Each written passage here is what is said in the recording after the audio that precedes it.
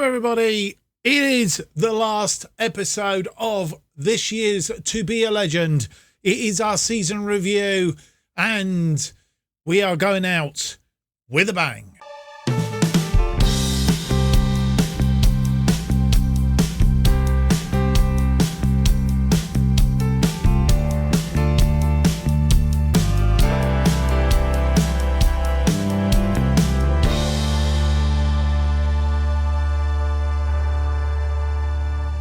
Hello everyone, welcome to episode 23 of To Be a Legend, the 23rd and the final episode for this particular series, because as I record this on Thursday afternoon, we've just had a tweet from FM headquarters to tell us that FM23 is being uploaded to the systems, which means that sometime within the next hour or so, maybe about 6 o'clock this evening, we will have FM23. I'm out this evening for a meeting. Typical. Absolutely typical. But having said that, I will get to record tomorrow. I've got a long journey tomorrow to go and pick my son up. But I am going to record an episode, hopefully first thing in the morning, to get our series underway, by which time you will probably have seen it on Friday afternoon. It will go, assuming I can record it, render it and all the rest of it. It will go out on Friday afternoon. If not, I will squeeze it out some point on Saturday, or Friday evening. It will go out some point on Friday, so it will already be up running. If you are already signed up, then you will know. If you're not already signed up, then please sign up, subscribe, hit the notification button, all that stuff. Leave me the big thumbs up and all the rest of it. But anyway, today we have a good look at what's going on, or what we've been doing here in this. I've completely lost the plot now. I'm so excited for FM23 coming out. I've lost where I am. Goodness me. We finished up yesterday on a crescendo, drawing our last two matches, but that win against West Brom, I think, set us on the road to secure the title. Yesterday's episode, of course, 3 games, 3-0, a 2-2 and a 1-1 draws, but by virtue of all the other stuff that was going on, we did actually manage to squeeze through. Let's have a look at the final table, as we always like to have a look at the final table. I will do the full Monty, our usual full Monty, on the full table after we have looked at the season review. But just to recap, we won the title by 4 points in the end over Nottingham Forest. West Brom finishing 3rd, Millwall 4th, Bournemouth 5th, and Norwich in 6th place. So top of the pops with 100 points. As I say, we will do a full deep dive on that table in due course. I've just realised I've completely messed the cameras up. It's all the excitement. I promise you, it's all the excitement. Right, let's crack on, because we've got this and I've got another one to record, and obviously with FM23 coming down the track as well, it's all going to happen this evening, I can tell you. Let's get on with the season review then. A look at season 24-25 here in Bristol City, which turned out to be a corker.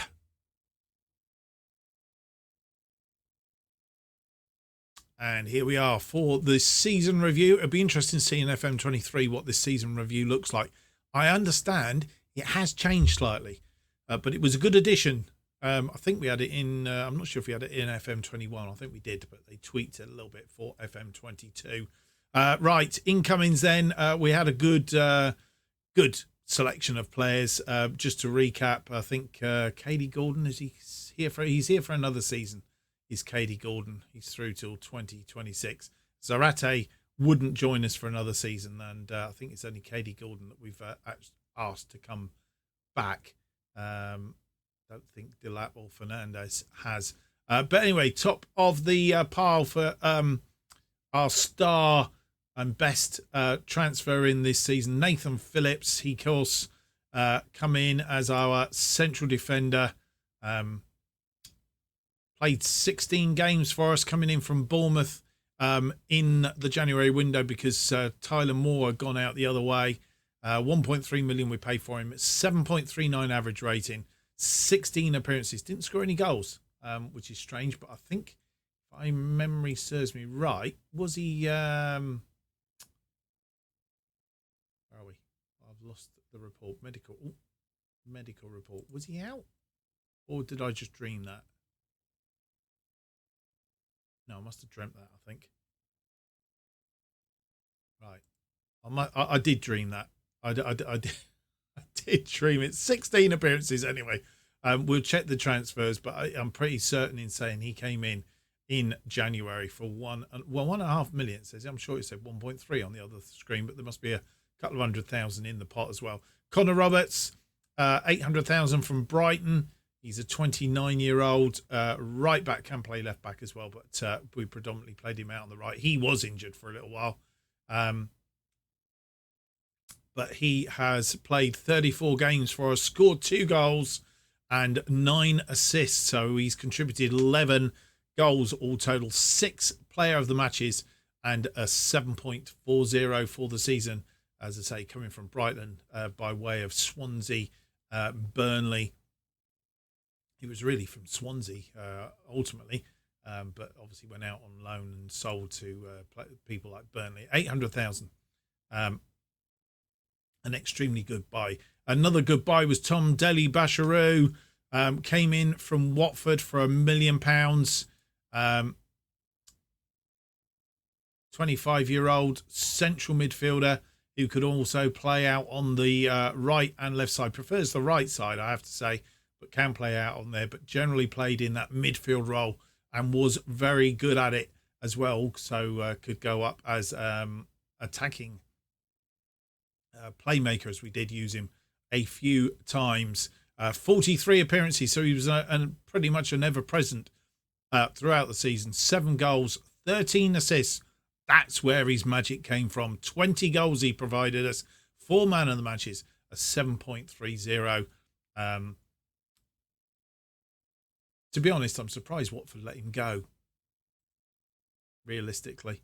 And then finally, out of the actual signings, Nathan Young-Coombs came in from Brentford for 3.1 million, our top most expensive player. He made 14 appearances, 12 from the bench. I think he's one for future seasons. 6 goals, 6 assists, so he contributed 12 goals. So when you look at the contribution of those players there, I know Nathan Phillips didn't, but you look at the contribution of those 4, and I think you will agree that our transfer activity was somewhat very good. Katie Gordon also weighing in with 9 goals and 3 assists in his 25 appearances. As I say, we have got him again for next season. Any other notables? Charlie MacArthur, I think he's come in. He will stay with us. He didn't get much game time this year, but I think he's another one possibly for the future. Picked up some injuries as well. Transfers out. Taylor Moore, the big one, going out for 13 million. He made 20 appearances with Bournemouth, scored 3 goals, probably from corners, 7.28. Dominic Gape went to Sheffield Wednesday for 1.4 million. He made 47 appearances, 3 from the bench, 2 goals and 10 assists. So he did a really good job for them, giving them assists. The other player going out that was a big player, of course, Josh Bowler, went to Mainz 05 for 11.75 million. He only made 7 appearances, 19 from the bench, didn't score any goals, didn't make any assists. A 6.81. I bet he wish he stayed, to be honest. He was wanted to go because he wanted to play in the Premier League. I think Taylor Moore did as well. So, Taylor, we're on our way to the Premier League. If you didn't know, just thought I'd let you know. Yeah? Okay. Just in case he wasn't paying attention. You never know. But he may have missed out. Right. We're not going to do the loans. Season to remember. The board are delighted that the team won the EFL Championship this season. Home average attendance 24,333. Our top scorer, Ryan Green, with 18 goals. He was one that came through the ranks. Didn't play in the early part of the season, but by golly did he when he came through. did he come through. Our biggest win of the season was a 5-1 win against Blackpool towards the end of the season there. Basharoo getting 2 goals, Ryan Green, KD Gordon and Luke Freeman scorers in that game. We're 5 up by 42 minutes, but 4 up in the first half hour. Match to remember was the Caribou Cup 4-3 win against Reading. Semenyo getting 2 goals there, Morgan Rogers and Sako Jana. And goal of the season comes by way of Cabano, who didn't really get a lot of game time as the season progressed. He was one of those players that didn't really get as much time as I thought he probably would do at one point. But this was the goal of the season. Fine goal it was too. Moore still playing for us at that point, and Cabano, lovely hit, and just curled it into that top corner. A fine goal if ever I did see one. Financially, we did a lot better than last season. 6.75 million against 6.04 million. Broadcast revenue was down slightly. Corporate hospitality, 2.25 million. That was up. Competition prize money didn't get any. Match day commercial, that was up 1.16 million. Masengo had the most shirts sold.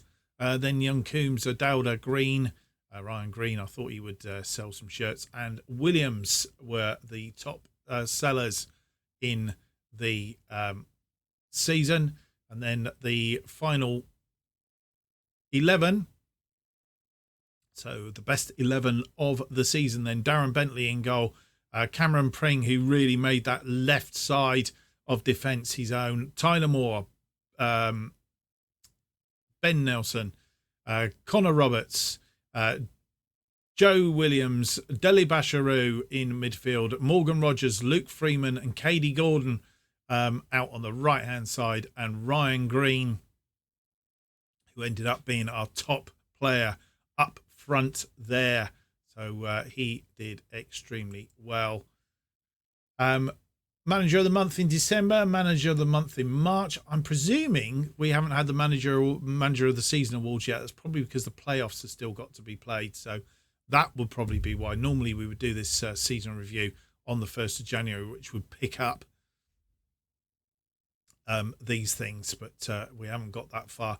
Ben Nelson, fans player of the season, young player of the season, Ben Nelson. Signing of the season, Nathan Phillips. Neeskins Cabano got the goal of the season. We've already seen it. Top goal scorer, 18 goals for Ryan Green. Daly Basharoo was the most assists on 13. Excuse me. Connor Roberts, most player of the match awards with 6. Ben Nelson was the highest average rating at 7.4. And the most passes completed, Ben Nelson. So Ben Nelson has a really, really good season. And Ben Nelson also picked up the EFL Young Player of the Year. Well done to him.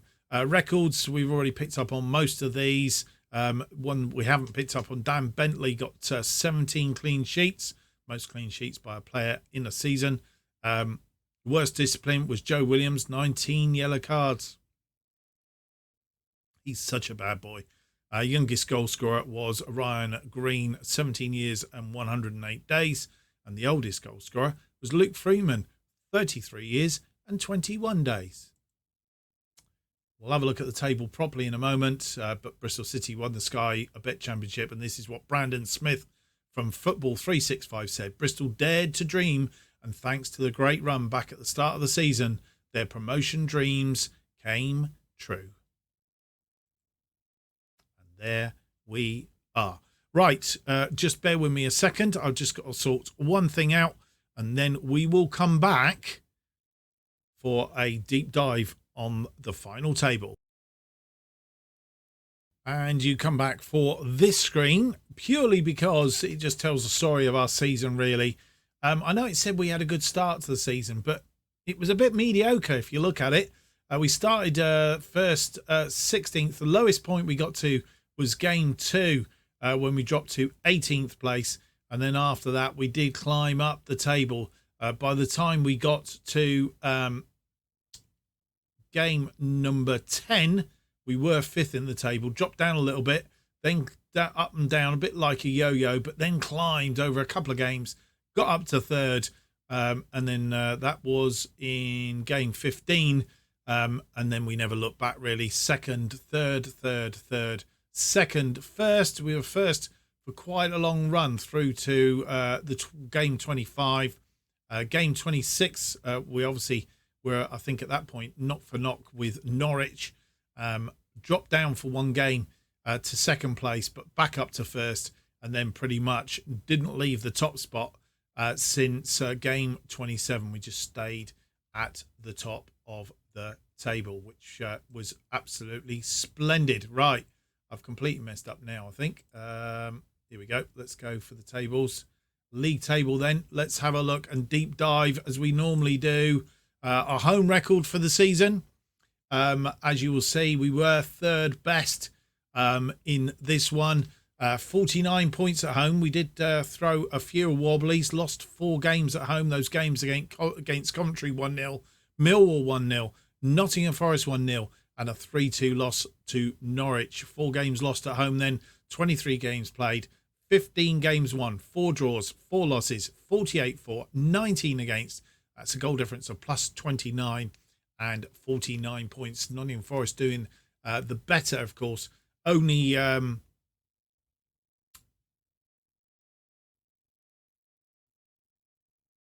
losing 2 games, one of those against us, 2-1, and against Blackpool in their season, only conceding 13 goals at home. So they had the most frugal defence as far as that's concerned, picking up 55 points from their home games. Away from home, different story. That was how we won the title. We won away from home.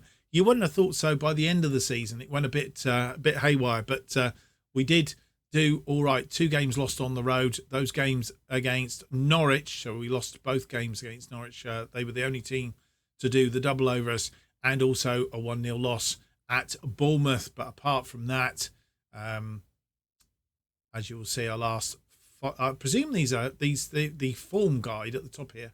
If I change that to home, that changes. Yes. So actually, I hadn't realised that before. Now the away record. So our last 5 games away, we won 2, drew 2, and lost 1 game away from home. Nottingham Forest come in a 10-point second there, and you can see where they didn't. Their away record really let them down. Otherwise, we would have been under more pressure at the top of the table. First half of the season, we were top. After the first half of the season, 4 points clear of Nottingham Forest. Norwich down there in 3rd place, ended up in 6th. They dropped away in the second half of the season. 50 points from the first half of the season, 3 losses. Nottingham Forest having 5 losses in the first half. So you can see they had a far better second half of the season. 46 points from the first half of the season for them. And, good first half of the season. Second half of the season, we were second best to Millwall. Millwall having the best of the second half of the season. Only lost 1 game in that second half of the season. 52 points, finishing in 4th place. We'll check to see how Millwall's season did progress, but they obviously were coming up the table. Where were they? Way down here. 2, 4, 6, 8, 10. 12th place in the first half of the season, but ended up finishing 4th. They were the best side in the second half of the season. We picked up 50 points from that second half of the season. 29 goal difference, 49 scored, 20 against, as I say, losing 3 games.